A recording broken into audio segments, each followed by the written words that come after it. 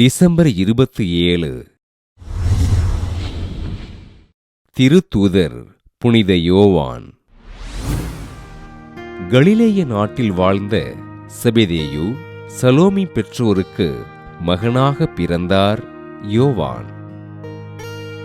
பெரிய யாக்கோபின் உடன் பிறந்த சகோதரரான இவர் தன் தந்தை மற்றும் சகோதரரோடு சேர்ந்து மீன்பிடிக்கும் பணியினை செய்தார்.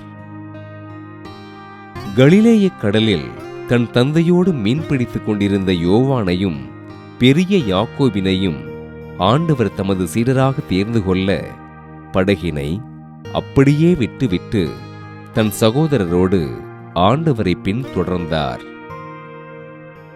ஆண்டவர் மீது விசுவாசம் கொண்டு ஆண்டவரின் அன்பினையும் நம்பிக்கையினையும் பெற்ற யோவான், ஆண்டவர் இயேசு பேதுருவின் மாமியாரை குணப்படுத்திய போதும் யாயிரின் மகளை உயிர்ப்பித்த போதும் ஆண்டவரோடு இருக்கும் பாக்கியம் பெற்றார்.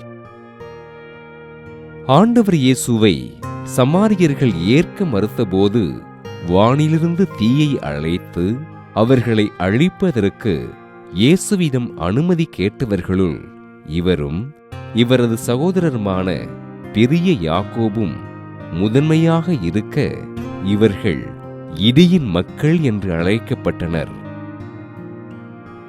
ஆண்டவர் இயேசு கைது செய்யப்பட்ட போது அனைத்து சீடர்களும் அவரை விட்டு பிரிந்து போக யோவான் ஆண்டவரின் திருப்பாடுகளில் மன வலிமையோடு பிரிய இயலாமல் ஆண்டவரை பின்தொடர புனித மரியன்னையினை தாயாக அடையும் பாக்கியம் பெற்றார்.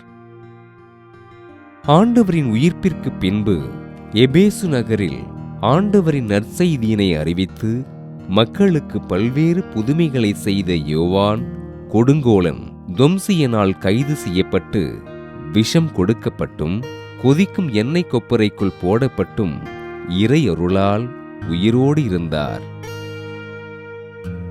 ஆண்டவர் இயேசுவினால் அதிகம் நேசிக்கப்பட்டு எப்பொழுதும் ஆண்டவரை விட்டு விலகாமல் இருந்து அவருடனான அனுபவங்களை நமக்கு நற்செய்தியாக எழுதிய திருத்தூதர் யோவானை திரு அவை புனிதராக உயர்த்தி விஷ முறிவுக்கான பாதுகாவலராக அறிவித்தது.